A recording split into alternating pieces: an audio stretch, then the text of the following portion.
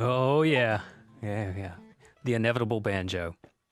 At least the reference to it in Studio B. Yeah, and the calendar reference. We have the Banjo Girl calendar here. The edible banjo. Yeah. So we were having some fun with that earlier. Robbie Fulks is live in Studio B this afternoon. Playing tonight at the Gray Eagle, and then tomorrow in Durham, then back to the Midwest and parts like Canada and places like that. Yeah. So you had done a show on satellite radio, interview and performance show for a number of years, and that was like an hour-long format. You were interviewing, so it was almost like this kind of scenario? Yeah, well, we had, we had everybody from Ray Price, sort of the upper end of fame, down to Al Anderson and, John Cowan, who you mentioned, was on it, and Bottle Rockets, so many people. Hacienda Brothers, Rodney Crowell, Steve Forbert, and Connie Smith, a lot of people. How is it being on the other side of the interview, of being the interviewer? Is it comfortable for you? Well, I wasn't as comfortable as you are with it. Like the songwriting, it just took a while to get used to it. It seems easy in some ways, but then sometimes you get people like Billy Joe Shaver came in, and I asked him questions, and at the time we eventually went to lavalier mics or clip-on, mics onto the shirt. But at that time we had handheld mics, and I would ask him a question, and he was just like surly, like he didn't want to be there. And so he would hold the mic literally in his lap, and he would say the answer as a 1 or 2 syllable response while holding the mic in his lap. So it was like totally useless. And this went on for like 10 minutes.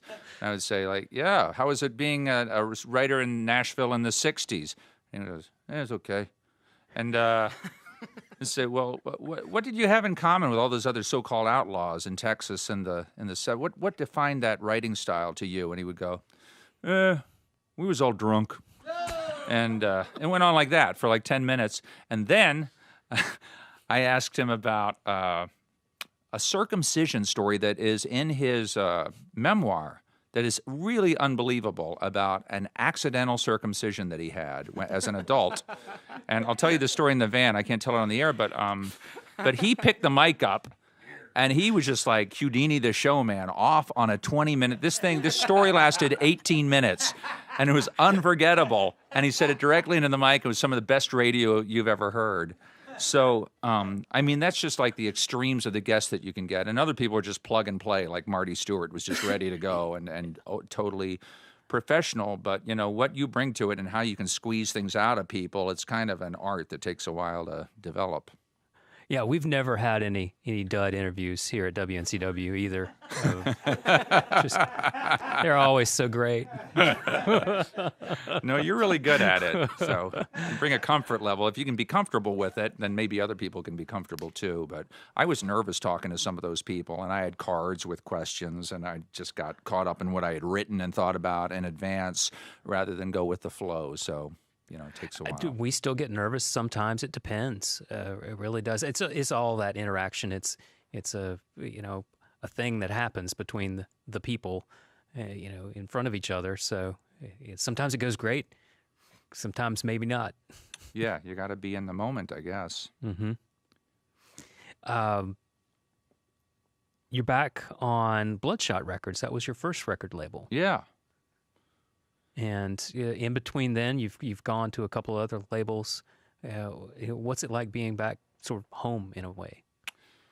I'm sure I might be on other labels in the future maybe too, but at the moment, yeah, I'm doing a couple records anyway for them, and it's, I don't know, it's fine. Like this morning, I ran out of records because I sold a lot last night.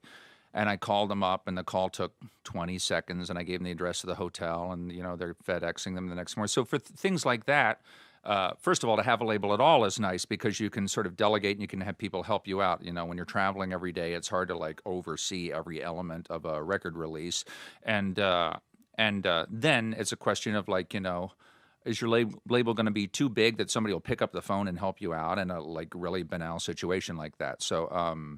So I would say for 80% of the things that come up while you're trying to work a record, having a label that size and that close to home, and one where the people well, is that's a real plus. They'll really help in a lot of sort of down to earth ways.